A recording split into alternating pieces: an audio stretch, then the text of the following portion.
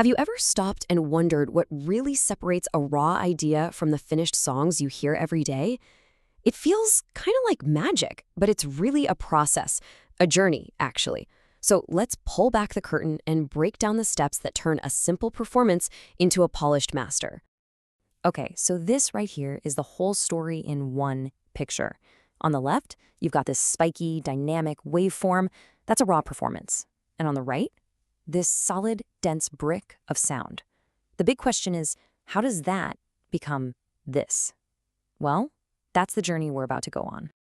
You know, every amazing song has to start with an amazing performance. And that first step, recording, is all about capturing that moment, that energy, as perfectly as possible. You can think of it like a sculptor looking for the absolute perfect block of marble. All the potential is right there in the raw material. You just have to capture its essence. But here's where it gets really interesting. Recording isn't just sticking a mic in front of something. See, every instrument sends sound out into a room in its own unique way. A trumpet, for example, pretty much blasts sound straight out of the bell. But an acoustic guitar, oh man, sound comes from the strings, the sound hole, the wood. It's coming from everywhere. And figuring out that puzzle, where to put the mic, that's the engineer's very first creative decision. And this is a perfect example of what I mean. Take a look at this acoustic guitar. If you put the microphone up near the neck, you're going to get a thinner, brighter kind of sound. But point that same mic down at the sound hole, and suddenly it's warm, it's deep, it's got all this bass. We're talking about a difference of a few inches. And that tiny little change can completely define the character of the track. The creative choices are already being made. And of course, where you record matters a lot. In a professional studio, everything is controlled. It's all about getting that perfect, pristine sound. But, sometimes it's not about perfection. Sometimes you just have an idea and you need to get it down before it vanishes. And that's where on-the-go recording is amazing. Just grabbing your phone or laptop to capture that initial spark, that first piece of marble, wherever you happen to find it. Okay, so all the parts are recorded. We've got drums on one track, bass on another, maybe dozens of tracks. Now what do we do? Well, this is where the mixer comes in. Their job is to make all those separate pieces work together as one. So if recording was about choosing the marble, mixing is where the sculptor actually picks up the chisel and starts to give the song its real shape and form. And this brings up a really crucial point from the legendary mix engineer Tony Platt. He reminds us that mixing isn't just some technical thing you do at the very end. It's deeply creative, and it's woven into the song's arrangement right from the beginning. The truly great mixes, they were usually imagined long before anyone touched a fader.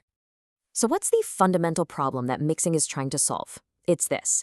You've got a bass, drums, guitars, keyboards, vocals, and they're all trying to live in the exact same space.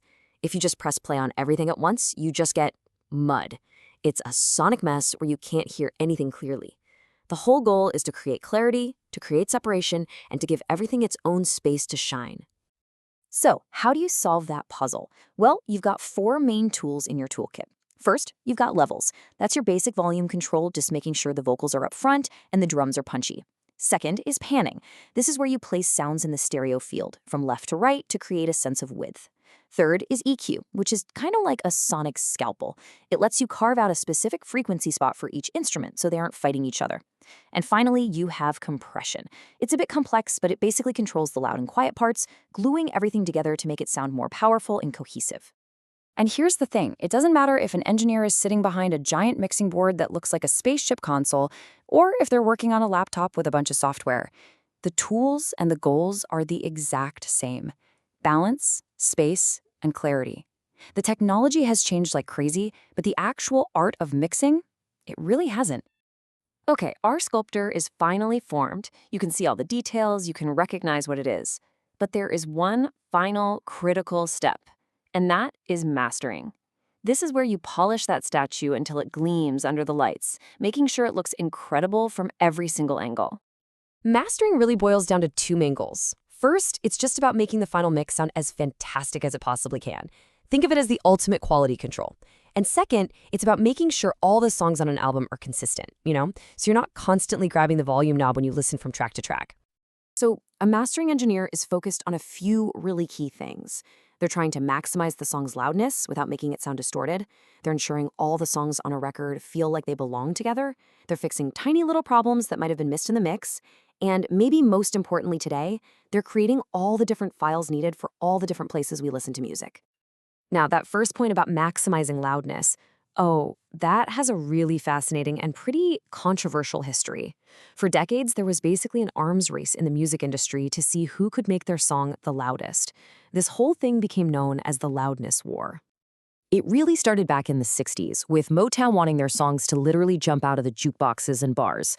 But it went completely nuclear in the 90s, with new digital tools that could just squash a song's dynamics to make it ridiculously loud. By the 2000s, music was so compressed it barely had any life left in it. But then, something really interesting happened. Streaming services started turning everything down to a standard level, which pretty much called a truce in the loudness war, and that has allowed dynamics to slowly creep back into our music. So, with the loudness war mostly settled, our sculpture is finally polished and it's ready for the gallery.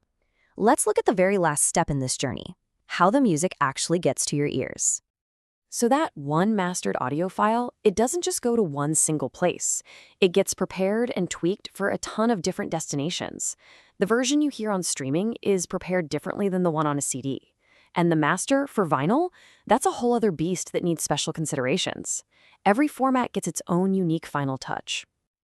So there it is, the entire journey, from a raw performance to a polished master. The next time you put on your headphones and press play, you'll know the whole story behind what you're hearing. The only question is, now that you know about the panning and the compression and the subtle art of the whole process, what new things are you going to listen for?